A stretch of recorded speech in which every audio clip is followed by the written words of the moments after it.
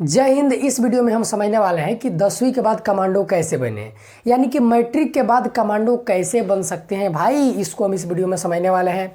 इसके साथ साथ दोस्तों हम समझेंगे कि कमांडो बनने के लिए हम कैसे अप्लाई करेंगे, कमांडो बनने के लिए चेस्ट कितना होना चाहिए, हाइट कितना होना चाहिए, एज लिमिट क्या होना चाहिए। और भाई सबसे अंतिम में हम समझेंगे और सबसे महत्वपूर्ण चीज़ यह है कि कमांडो बनने के लिए ट्रेनिंग कैसे होता है। देखिए आप लोग बचपन से ही सुने होइएगा कि भाई कमांडो का जो ट्रेनिंग होता है काफ़ी कठिन होता है, बहुत कम ही लोग इसको पार कर पाते हैं। तो ये भी समझेंगे कि आखिर भाई कठिन होता है तो कितना कठिन होता है। और दोस्तों और इसके बाद हम समझेंगे कि कमांडो में आप सुने होइएगा कि पैरा कमांडो होता है, गरुड़ कमांडो होता है, मार्कोस कमांडो होता है। तो इनमें अंतर क्या है इसको भी समझेंगे। तो चलिए दोस्तों वीडियो को हम शुरू करते हैं। देखिए सबसे बड़ी सवाल हम सभी विद्यार्थियों के मन में यह रहती है कि क्या 10वीं यानी कि क्लास 10th के बाद हम कमांडो बन सकते हैं, कमांडो बनने के लिए हम एलिजिबल हैं। तो हाँ आप बिल्कुल एलिजिबल हैं, आप कमांडो बन सकते हैं, इसमें कोई भी दिक्कत नहीं है। लेकिन इसका कोई शर्त होता है एक अलग, इसका एक अलग प्रोसेस होता है। उसको अगर आप लोग फॉलो कीजिएगा तो आप 10वीं के बाद कमांडो आसानी से बन सकते हैं, इसमें कोई भी दिक्कत नहीं होने वाला है।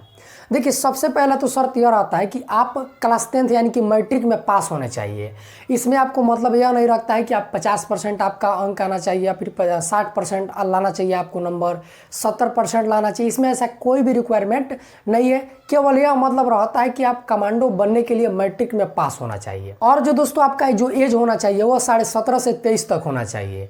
अगर मान लीजिए कि आपका एज 17.5 साल है तब आप कमांडो बनने के लिए एलिजिबल है। 18 साल है तभी बन सकते हैं, 18.5 साल है तभी बन सकते हैं, 19 साल है, 20 साल है, 21 साल है, 22 साल है तभी बन सकते हैं, 23 साल है तभी बन सकते हैं। लेकिन अगर आपका एज 23.5 साल है तब नहीं बन सकते हैं, 24 साल है तब नहीं बन सकते हैं।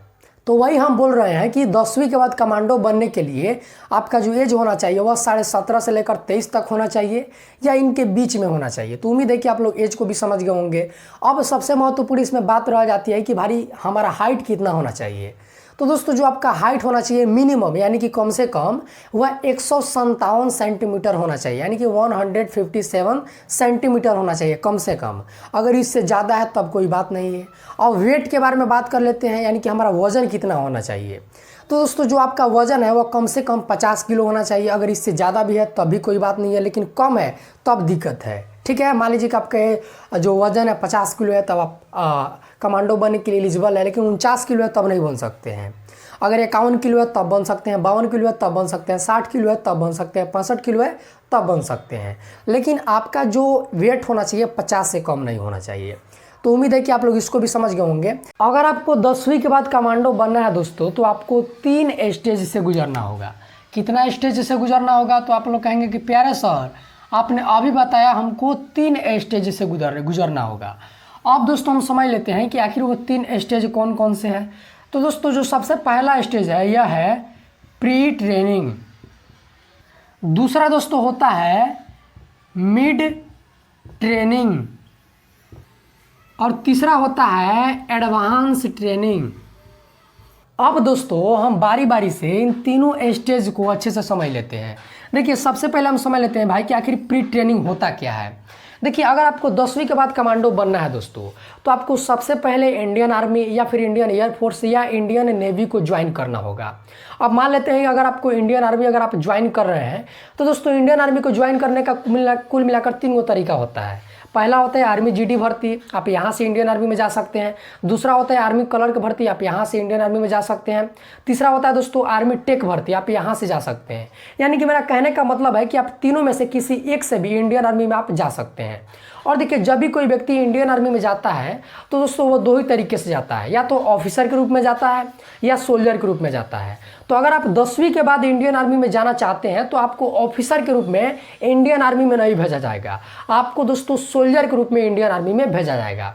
और एक बात को भाई कान खोल के सुन लीजिए। देखिए बहुत सारे विद्यार्थियों को लगता है, यहाँ तक कि पहले मुझे भी लगता था, जब यह सब बारे में मुझको नहीं पता था, कि कमांडो बनने के लिए कोई डायरेक्ट एग्जाम होता है। देखिए कमांडो बनने के लिए कोई डायरेक्ट एग्जाम नहीं होता है। अगर आपको भाई कमांडो बनना है तो आपको इंडियन आर्मी, इंडियन नेवी या फिर इंडियन एयरफोर्स में होना ही चाहिए, तभी दोस्तों आप कमांडो बन सकते हैं। इस बात को गांठ बांध के रख लीजिए। देखिए अगर आप इंडियन आर्मी में भर्ती हो गए और उसके बाद कमांडो बनते हैं दोस्तों तो आपको पैरा कमांडो कहा जाएगा। और अगर आप इंडियन एयरफोर्स में भर्ती हो गए और उसके बाद कमांडो बनना चाहते हैं तो आपको गरुड़ कमांडो कहा जाएगा। और अगर आप इंडियन नेवी में भर्ती हो गए, वहाँ से आप कमांडो बनते हैं, तो आपको दोस्तों मार्कोस कमांडो कहा जाएगा। तो दोस्तों यही होता है प्री ट्रेनिंग में। अब दोस्तों हम समझ लेते हैं कि आखिर मिड ट्रेनिंग क्या होता है। देखिए, जब मान के चलिए कि इंडियन आर्मी में आप गए और सोल्जर बन गए, तो जब दोस्तों आप इंडियन आर्मी में गए और सोल्जर बन गए, तो अगर आप सोल्जर बन गए तो उसके 2 महीने बाद एक फॉर्म आता है। वह जो फॉर्म है वह साल में 2 बार आता है। उस फॉर्म को दोस्तों आपको अप्लाई करना होगा। अप्लाई कैसे करेंगे, तो एक वेबसाइट होता है, वहाँ से आप अप्लाई कर सकते हैं। उस वेबसाइट का नाम है दोस्तों www.joinindianarmy.nic.com। इस वेबसाइट की मदद से आप उस फॉर्म को फिलअप कर दीजिएगा, अप्लाई कर दीजिएगा। जब आप दोस्तों इस फॉर्म को अप्लाई करिएगा तो आपको 90 दिनों का प्रोविज़न पीरियड में रखा जाएगा। और दोस्तों यही वह पल है जो पल में आपको बहुत ज़्यादा कठिनाई का सामना करना पड़ेगा। देखिए, आप लोग सुने होइएगा दोस्तों कि कमांडो बनने का जो सक्सेस रेट है 2 to 3% है, यानी कि 2 से 3% है। देखिए, अगर आप लोग जो 90 दिनों का प्रोविज़न पीरियड होता है, आप इसको एक तरह से ट्रेनिंग भी कह सकते हैं कि 3 महीने का ट्रेनिंग होता है। अगर आप इसको पास कर गए ना, तो कमांडो बनने का जो आधा से ज़्यादा कठिनाई है ना, इसको आप पार कर लिए। इसको पार कर लीजिए तो बहुत ज़्यादा चांस हो जाएगा कि आप कमांडो बन पाइएगा। और देखिए, अब समझ लेते हैं कि आखिर भाई इस 90 दिन का प्रोविज़न पीरियड में क्या होता है। तो देखिए, इस समय आपको एकदम तपा कर निखारा जाता है, यानी कि यहाँ पर आपको सर्वाइविंग स्किल और जो फाइटिंग स्किल है उसको सिखाया जाता है। यहाँ पे आपको सिखाया जाता है कि आप मुश्किल से मुश्किल परिस्थिति में अपने आप को कैसे सर्वाइव कर पाइएगा और आप अपने दुश्मनों को कैसे धूल चटा पाइएगा। और दोस्तों यहाँ पर एक चीज़ को और भी बहुत अच्छे से सिखाया जाता है कि अगर आपके पास कोई भी हथियार नहीं है और दुश्मन पूरा हथियार से लैस है, तो दोस्तों आप उसको कैसे हरा सकते हैं, इसको भी यहाँ पे सिखाया जाता है। और यहाँ पे आपको हर एक वो कठिनाई से गुजारा जाता है जो आपको अंदर और बाहर से मजबूत बना सके। देखिए, जो मैं अभी बता रहा हूँ दोस्तों, ये केवल इतना ही नहीं है। ये 90 दिन का जो प्रोविज़न पीरियड होता है, इसमें और भी बहुत सारी चीज़ें होती है और ये सबसे टफ जो होता है यही होता है। तो दोस्तों यही होता है मिड ट्रेनिंग का हिस्सा। अब हम समझ लेते हैं भाई कि आखिर एडवांस ट्रेनिंग क्या होता है। देखिए, सबसे अंतिम आता है एडवांस ट्रेनिंग। आप इसको एडवांस सिलेक्शन भी कह सकते हैं, क्योंकि इसको पार करने के बाद आपका सिलेक्शन ही हो जाएगा आपका पैरा कमांडो में। देखिए, अभी हम जो बता रहे हैं यह इंडियन आर्मी की मदद से बता रहे हैं। जैसे कि हमने भी बताया कि आप इंडियन आर्मी की मदद से सोल्जर में गए, तो जब आप इंडियन आर्मी की मदद से सोल्जर में जाएंगे तो उसके बाद जो आप कमांडो बनेंगे ना, तो आपको पैरा कमांडो कहा जाएगा। अगले किसी वीडियो में हम समझेंगे मार्कोस कमांडो के बारे में, गरुड़ कमांडो के बारे में। इसमें हम केवल पैरा कमांडो के बारे में चर्चा कर रहे हैं। दोस्तों, एडवांस ट्रेनिंग में आपका 3 तरीके का टेस्ट होता है। ठीक है, एडवांस ट्रेनिंग में आपको 3 तरीके का टेस्ट होता है। सबसे पहला दोस्तों होता है फिजिकल टेस्ट, दूसरा दोस्तों होता है मेडिकल टेस्ट, और तीसरा होता है दोस्तों इवैल्यूएशन टेस्ट। फिजिकल टेस्ट में दोस्तों आपको 100% नंबर लाना जरूरी है, यानी कि कहने का मेरा मतलब है कि आपको फिजिकल टेस्ट में पूरा पास होना होगा।